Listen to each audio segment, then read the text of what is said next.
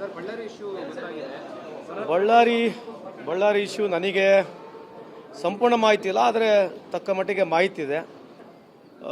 ಅಲ್ಲಿ ಏನು ಆಗಬೇಕು, ಕಾನೂನು ಪ್ರಕಾರ ಏನು ಕ್ರಮ ತಗೋಬೇಕು, ಅಲ್ಲಿರ್ತಕ್ಕಂಥ ನಾನು ಐ ಜಿ ಅವರು ಕೂಡ ನಿನ್ನೆ ಸಂಪರ್ಕದಲ್ಲಿ ಮಾತನಾಡಿದ್ದೀನಿ, ಎಸ್ ಪಿ ಅವರು ಕೂಡ ಮಾತನಾಡಿದ್ದೀನಿ.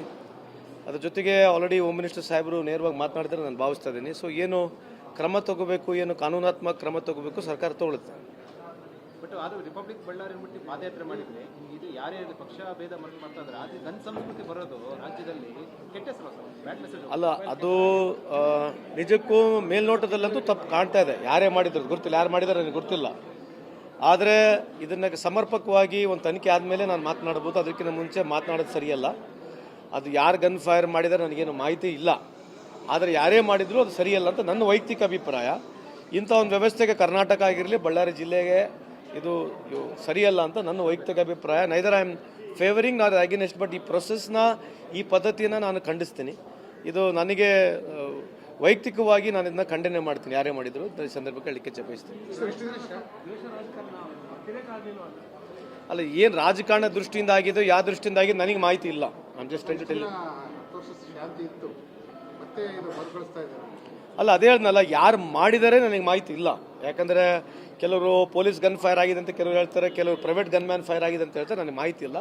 ನಿನ್ನೆ ನೈಟ್ ಅಷ್ಟೇ ಮಾಹಿತಿ ಬಂದಿದೆ, ಸಂಪೂರ್ಣ ಮಾಹಿತಿ ನನಗಿಲ್ಲ.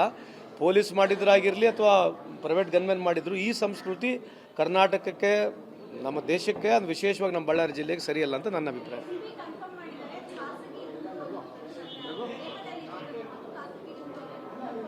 ಅಲ್ಲ, ಅದಿದ್ರೆ ಅದೇ ಗೊತ್ತಿಲ್ಲ, ನನಗೆ ಮಾಹಿತಿ ಇಲ್ಲಮ್ಮ. ಸೊ ಅದಕ್ಕೆ ಸಮರ್ಪಕವಾಗಿ ಸಚಿವರು, ನಮ್ಮ ಹೋಮ್ ಮಿನಿಸ್ಟರ್ ಸಾಹೇಬರು ಉತ್ತರ ಕೊಡ್ತಾರೆ.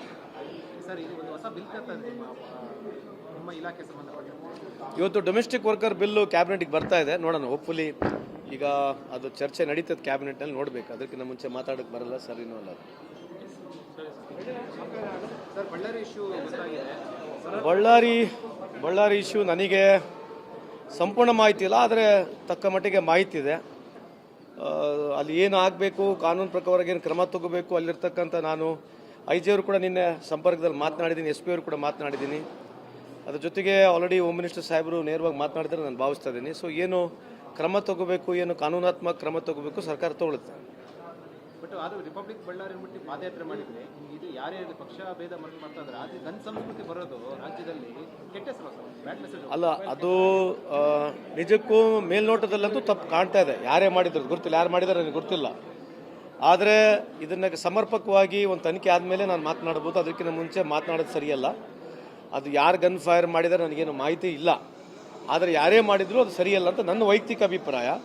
ಇಂಥ ಒಂದು ವ್ಯವಸ್ಥೆಗೆ ಕರ್ನಾಟಕ ಆಗಿರಲಿ, ಬಳ್ಳಾರಿ ಜಿಲ್ಲೆಗೆ